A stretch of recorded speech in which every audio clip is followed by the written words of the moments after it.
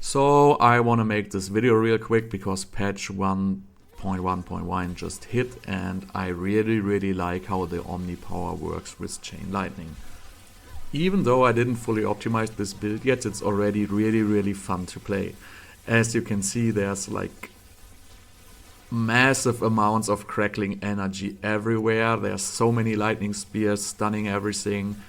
The lightning spears are stunning all the mobs off screen and they are essentially just waiting for you to get killed.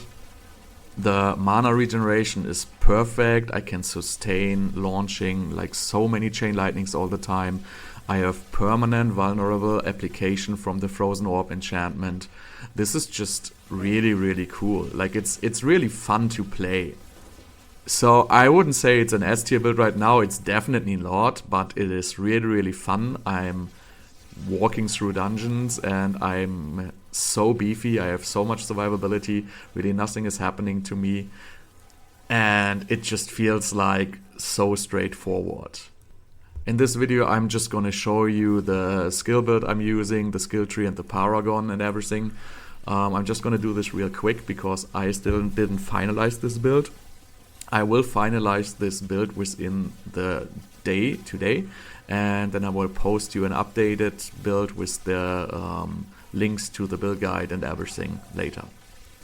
Let me show you the basics of this build real quick before we deep dive into the skill build, skill tree and whatever.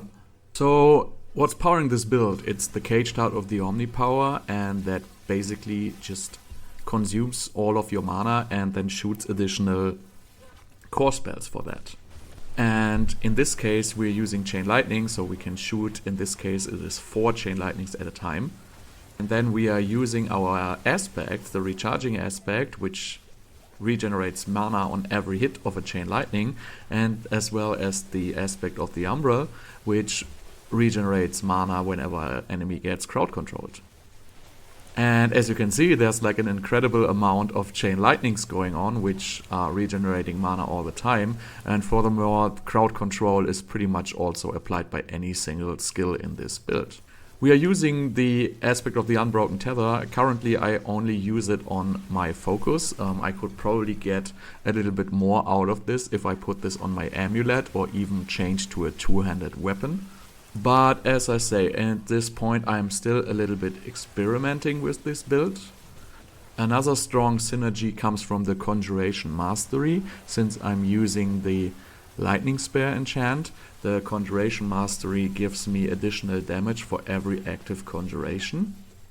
And in average I would say I have like 4 to 7 Lightning Spears active at a time. So that sums everything up. Following up, I'm going to be showing you the skill build and the skill tree, the Paragon Board and the legendary aspects, as well as the prioritized item stats. And you can find all the links in the description down below.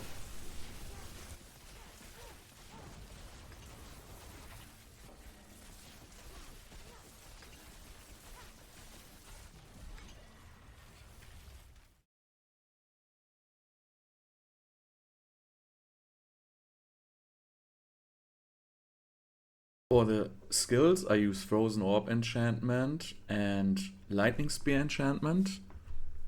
Please note that you can switch this Lightning Spear enchantment and use the Chain Lightning enchantment for it. The Chain Lightning enchantment works with Omnipower, so it always launches 1 additional Chain Lightning. For the skills, I'm using nothing special: Unstable Currents, Frost Nova, Teleport, Flame Shield, Chain Lightning, and I use Lightning Spear. This skill choice is probably debatable, but since I'm playing this build as a perma stun build, this is pretty much a must-have for me now.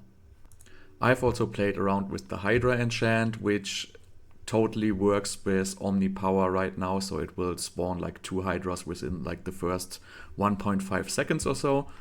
If you want to go a little bit more into lucky hit chance, you can definitely also use the Ball Lightning enchant, which is going to give you a little bit more area of effect.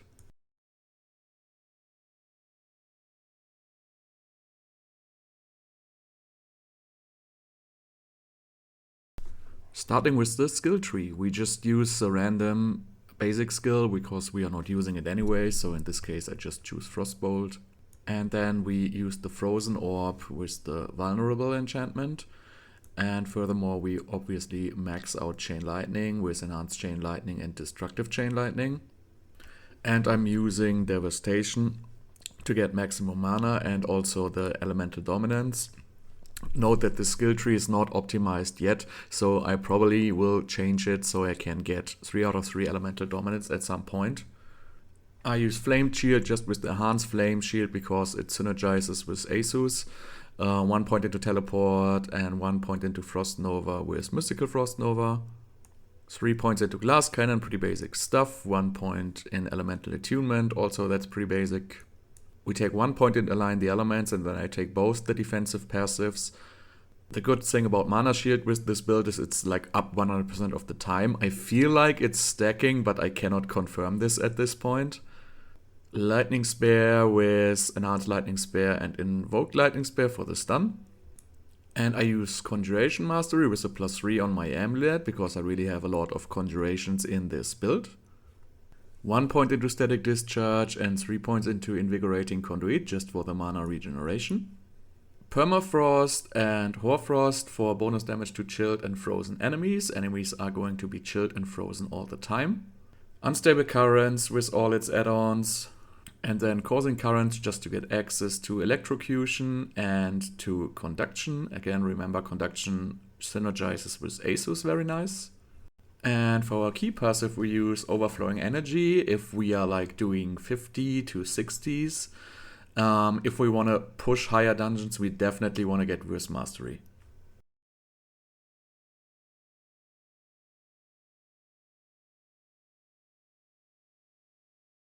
For the legendary aspects, let's start with the defensive ones. So for defensive aspects, I'm using the Exploiters aspect.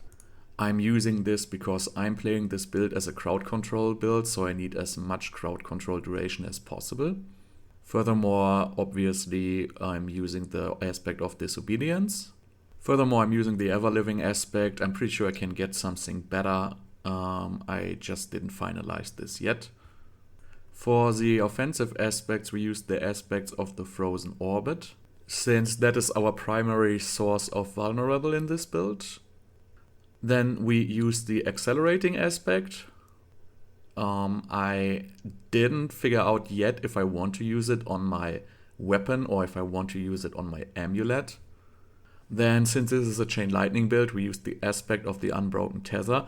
Again, here another choice to make. Do I want this on my focus or do I want this on my amulet? As I say, I still didn't sort this out completely, but I will post you an update as soon as I figure this out. And then I'm using the aspect of Control as a very strong damage boost on my amulet. For resource gaining aspects, I'm using the Recharging aspect, obviously. I don't have a perfect roll yet. I would assume with a perfect roll it gets even better, but this 2.5 roll already works out pretty nice. And as my second resource generating aspect, I use the aspect of the Umbral, which synergizes very well with all the lightning spear stunning we have going on.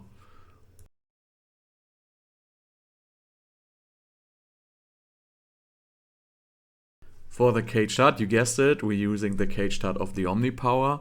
My roll is 42, which is just very, very bad, and I really hope I can get a better roll.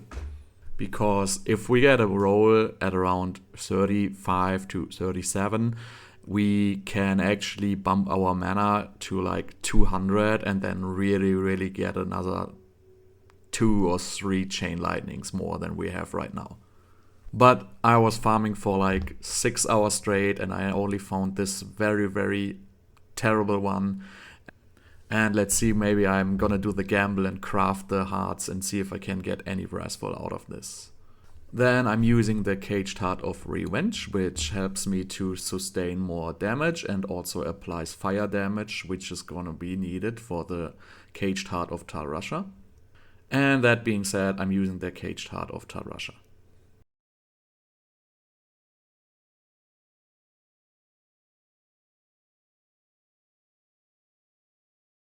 The Paragon board is not final. I will show you an updated version of this later today. Currently I'm still working on this, but I'm going to show you regardless.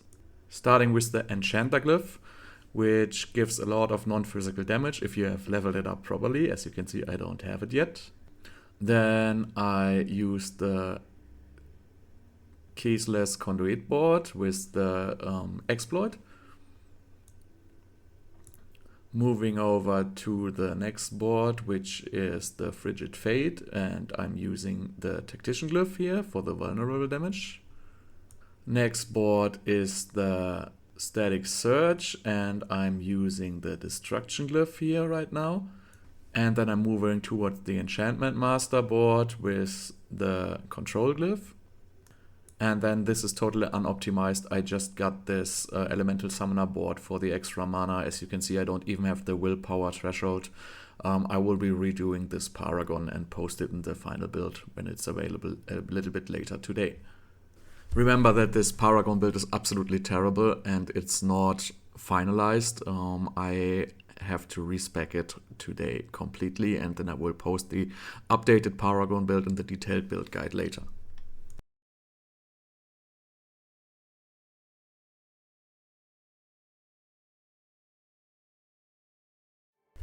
So that finalizes the build. For item and stat priority, you pretty much want to go crowd control duration, and then attack speed, critical strike chance, critical strike damage, vulnerable damage, and that's pretty much it.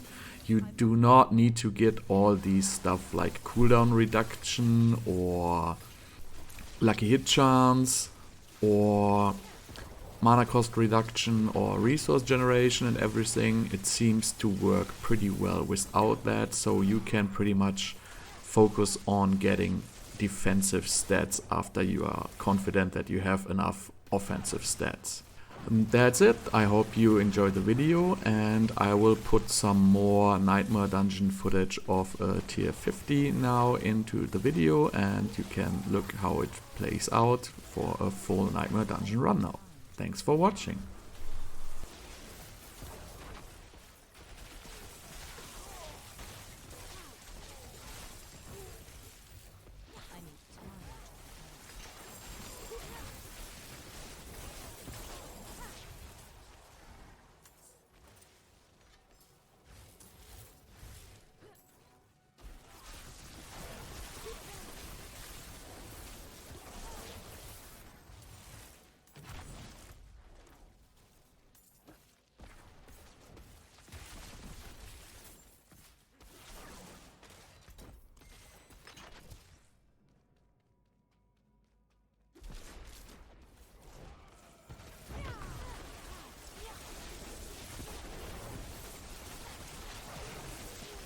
I'm not ready yet.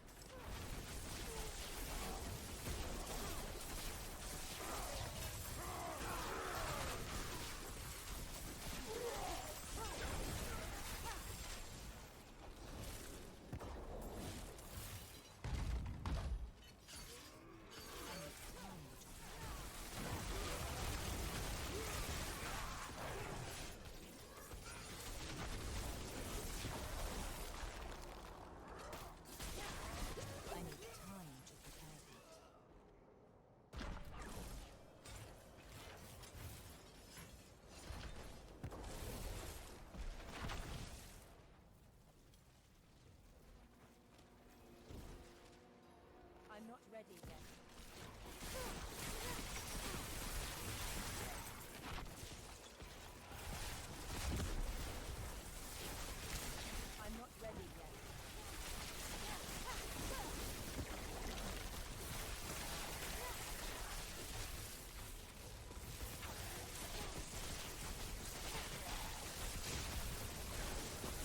I need time to prepare.